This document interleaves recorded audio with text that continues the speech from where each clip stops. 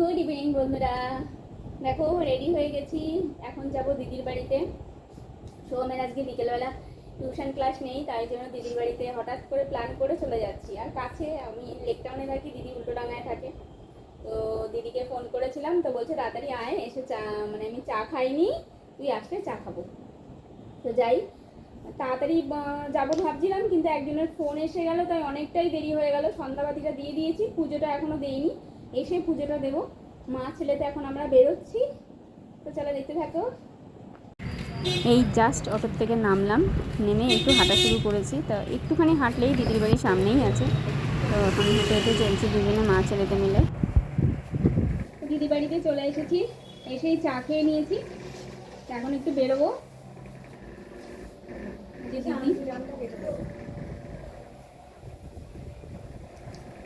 প্রচণ্ড জ্যাম ছিল রাস্তা, একটু আস্তে আস্তে দেরি হয়ে গেল। এই টাইমে কোনোদিনও বেরোয়নি, তো অফিস টাইম ছিল। চাটা আগে খেয়ে নিলাম, এখন একটু হাঁটু করে আসি।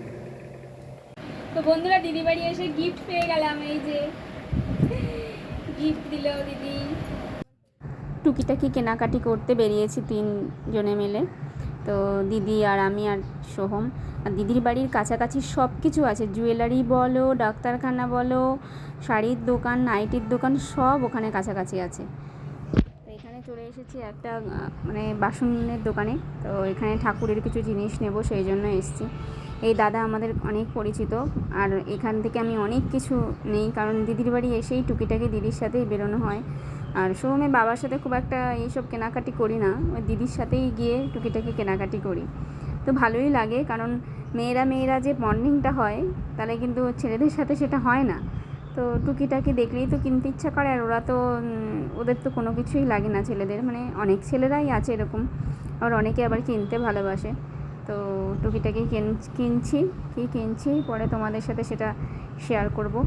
আর এইখানে দেখো আমি ত্রিশূল নিয়েছি ঠাকুরের জন্য একটা। জানি না, কারণ ঠাকুরের মাপে ঠিকঠাক হবে কি না বুঝতে পারছি না, এর থেকে বড় ত্রিশূল নেই। তো এইখানে দেখো দাদার দোকানে অনেক কিছু পাওয়া যায়। এখানে দাদু দেখো ঘাগরা নিয়ে বসে। আমি জন্মাষ্টমী বলো, পুজোর সময় বলো, সব সময় এখান থেকেই দাদুর কাছ থেকেই এসে নিয়ে যাই। তো খুব সুন্দর সুন্দর সস্তায় পাওয়া যায়। তো এখানে চলে এসেছি। দিদি আবার এগরোল কিনতে যাচ্ছে, তো এগরোল কিনতে গেছে দোকানে। এই যে এগরোল আমাদের দিয়েও দিয়েছে খেতে। তো বন্ধুরা, দিদি বাড়ি থেকে তো বাড়ি চলে এসেছি। দেখো প্রাপ্তিযোগ হয়েছে এই সিক্রেটের একটা বডি স্প্রে। তো গিফট পেতে কার না ভালো লাগে বলো। তো হঠাৎ করে গিয়ে যদি একটা প্রাপ্তি হয়, তাহলে তো ভালোই হয় না। ঠাকুরের একটু কিছু জিনিস এনেছি, সেটা দেখো কী কী এনেছি। এই যে শিব ঠাকুরের জন্য একটা ত্রিশূল এনেছি। আমার শিব ঠাকুরের সাপ রয়েছে, কিন্তু ত্রিশূলটা নেই, তাই আমি ত্রিশূলটা নিয়ে আসলাম। দেখো কি সুন্দর না, অনেক দিনের শখ ছিল, আর একটু বড় আনতে পারতাম। আর এই একটা ঘটি নিয়ে আসলাম তামার, একদম